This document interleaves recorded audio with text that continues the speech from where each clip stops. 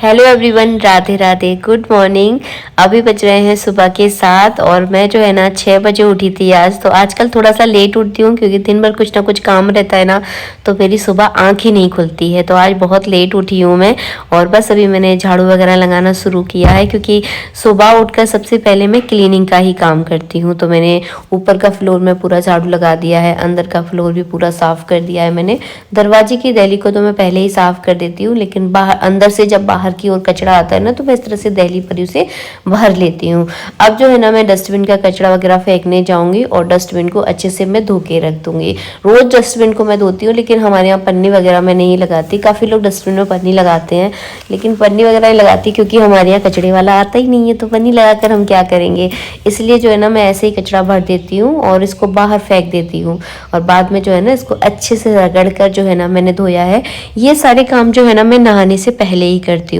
तो ये थोड़े से गंदे वाले काम होते हैं, मतलब गंदे का मतलब ये नहीं बहुत गंदे होते हैं, मतलब घर गृहस्थी के काम है। लेकिन वही होता है ना कि नहाने से पहले इस तरह के काम कर लूँ ना तो थोड़ी सी घिन नहीं आती है।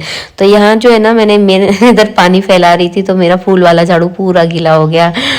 अब जो है ना दिन भर में ही मुश्किल से सूखेगा, इसको सूखने में बहुत टाइम लग जाता है ये वाले झाड़ू को। ये यहाँ तक जो है ना हमारे घर में चप्पल आती है, मतलब बाहर से कोई भी आता है ना तो यहाँ तक तो सब लोग चप्पल पहनकर आते हैं।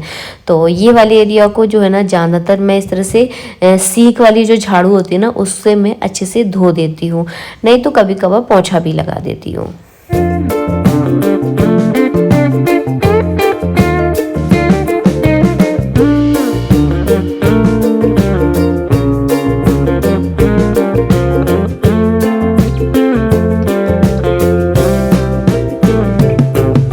मैं आपको एक बात बताऊं, मुझे ज़्यादातर जो है ना खड़े रहने की अपेक्षा बैठकर काम करना बड़ा आरामदायक लगता है।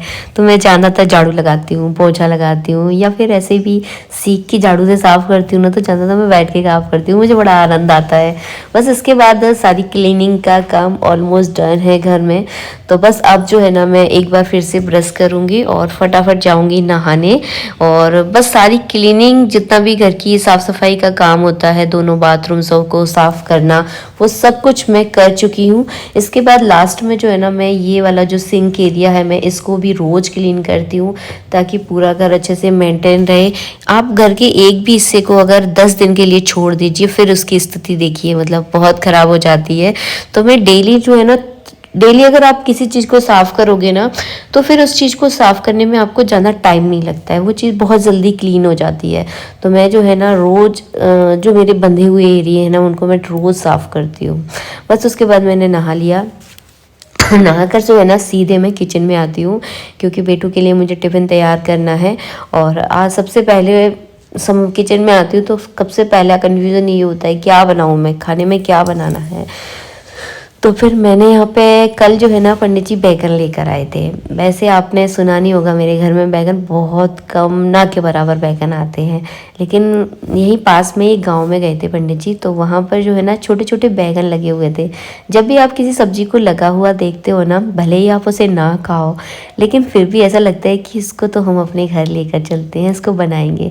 तो बस वही इच्छा से जो है ना पंडित जी अपने घर में उसको लेकर आ गए बैगन को। वैसे पंडित जी कभी बैगन नहीं खाते हैं, मतलब मेरी शादी को ये समझ लीजिए आप 17-18 साल हो गए हैं, मैंने कभी भरमा बैगन नहीं बनाए। आज तक की रिकॉर्ड है, मैंने कभी नहीं बनाए होंगे।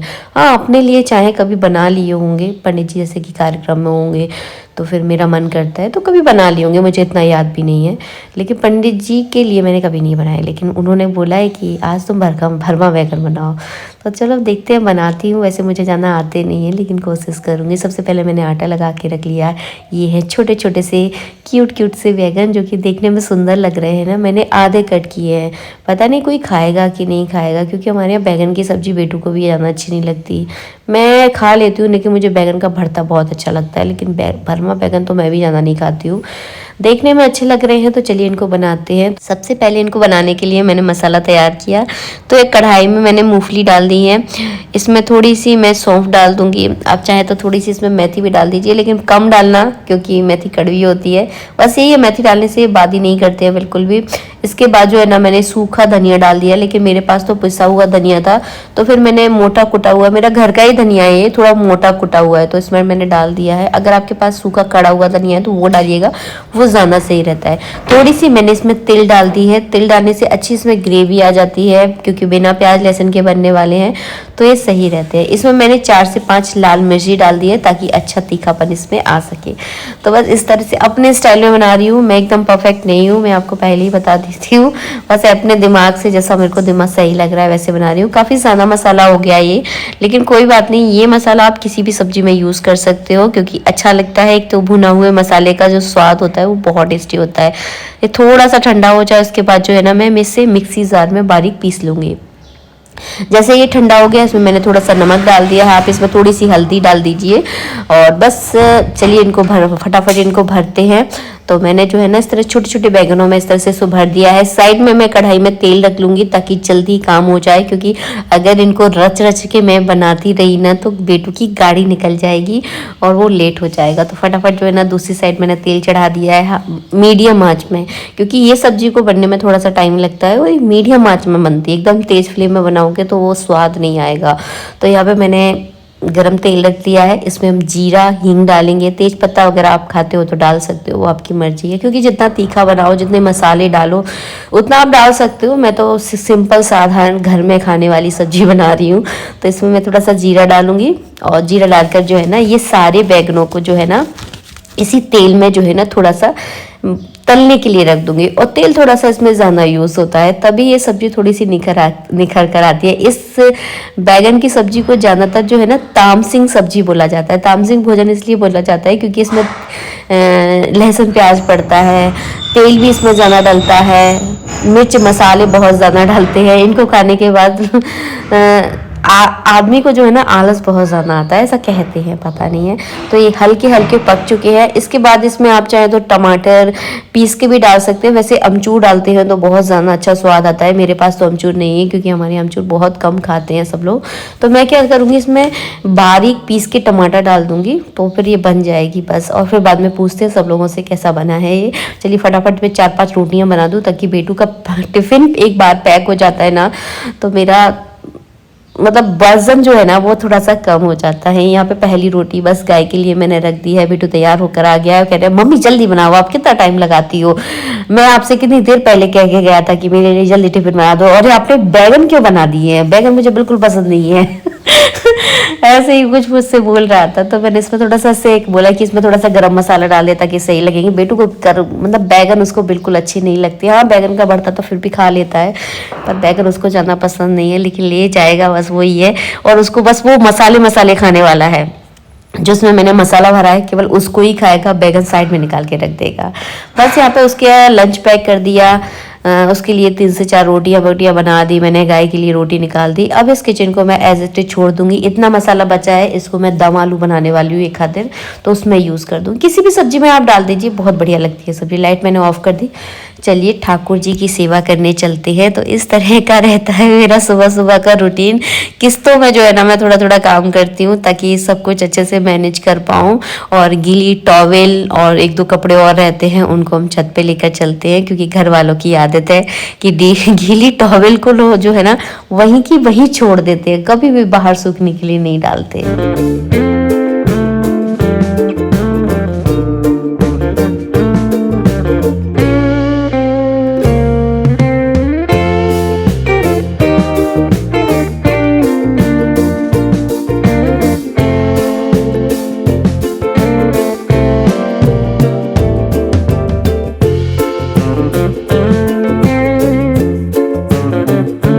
फाइनली इस समय जाकर होती है मेरी ठाकुर जी की पूजा।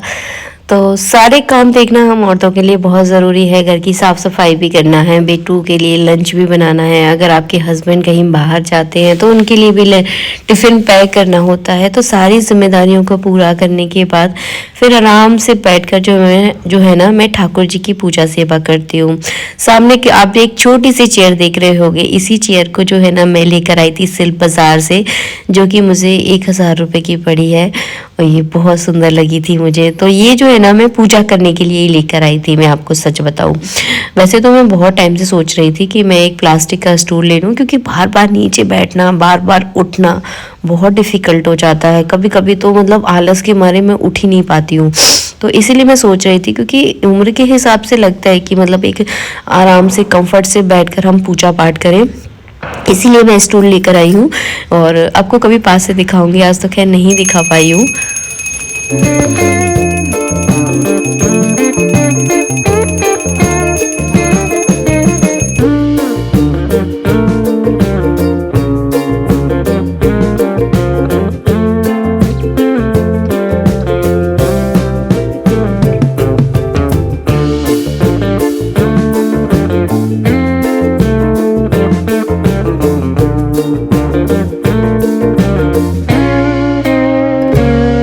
और पूजा पाठ करने के लिए अपने लिए बनाती हूँ मैं 1 कप कॉफ़ी, और 1 कप कॉफ़ी पीने के बाद मैंने अपनी पूरा 1 घंटा का एक्सरसाइज यानी योगा व्यायाम जो मुझे ठीक लगता है वो मैं करती हूँ। इसके बाद जो है ना पंडित जी के लिए यहाँ पे मैं गर्मा गर्म रोटियाँ बनाकर उनको खाना खिला रही हूँ। 10 बजे का टाइम हो गया है, तो 10 साढ़े 10 बजे तक जो है ना पंडित जी भोजन करते हैं। तो यहाँ पर जो है ना उनके लिए मैं गर्मा गर्म रोटियाँ बना रही हूँ। नाश्ता आजकल हमारे यहाँ नहीं बनता है, वो इसीलिए नहीं बनता है क्योंकि जो रूटीन है वो थोड़ा सा डिफरेंट हो गया है। बिट्टू अब सुबह चला जाता है, तो नाश्ता बनने किसके लिए बनाऊँ सुबह सुबह नाश्ता, क्योंकि वो डायरेक्ट लंच लेकर जाता है।